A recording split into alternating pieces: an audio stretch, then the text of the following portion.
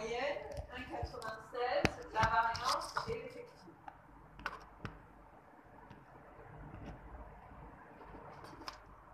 Donc ici, vous faites 36 plus ou moins 1,96 fois 12 sur racine de 50. Et vous trouvez cet intervalle de confiance là, oui. Vous avez déjà vérifié les conditions d'application, c'est que n soit supérieur à 30, ça c'est ça.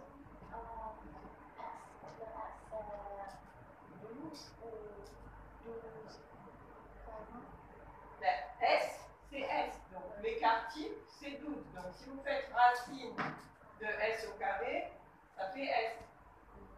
Sinon, vous pouvez écrire racine au carré de 12 au carré. C'est pas la peine, d'accord? Mais il faut faire très attention dans les énoncés, dans les exercices. Des fois, on vous donne S carré, la variance, et des fois, on vous donne l'écart type S. Donc, vous, il faut faire attention, d'accord? Des fois, on donne la variance, des fois, on donne l'écart type. Sometimes we get variance, sometimes we get standard deviation in the exercise. You don't always have, so you have to be careful, okay? Alors, la deuxième question, c'était quelle aurait dû être la taille de l'échantillon? Donc ici, c'est quoi? La taille de l'échantillon, c'est 50, oui? Donc on vous dit quelle aurait dû être la taille de l'échantillon pour que l'intervalle de confiance puisse être donné à plus ou moins 2 ans près. Oui?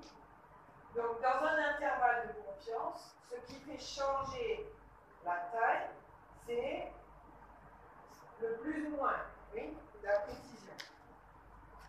Et donc si vous regardez la formule,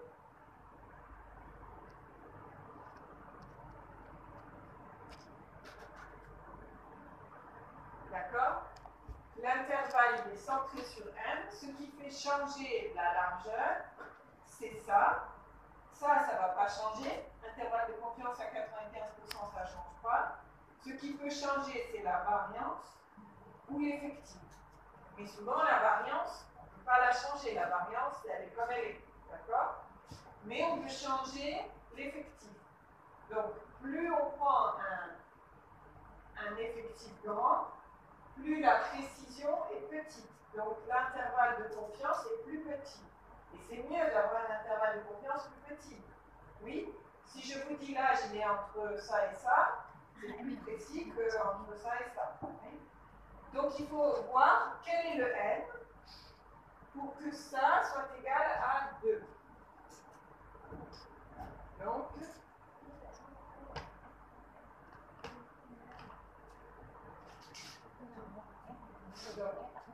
n pour z alpha sur 2, z alpha sur 2 racine carrée de s carré sur n égale 2. D'accord? Donc, on sait que ça c'est 1,96 fois, c'est quoi, 12?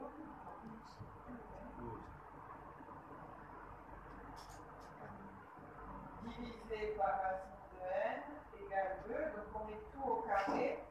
Ça fait n égale 1,96 fois 12 sur 2 au carré. Donc ça fait... Alors, c'est pas par cœur, oui, ça va être ça.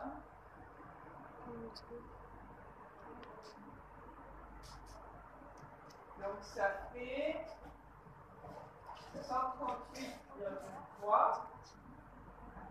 Donc, comme ici, c'est plus que 138, on va dire, il nous faut 139 sujets, oui. Ok? Parce que si on a 138, on aura une précision un peu plus grande. Oui? Donc il faut arrondir au-dessus pour être sûr d'avoir la précision que l'on veut.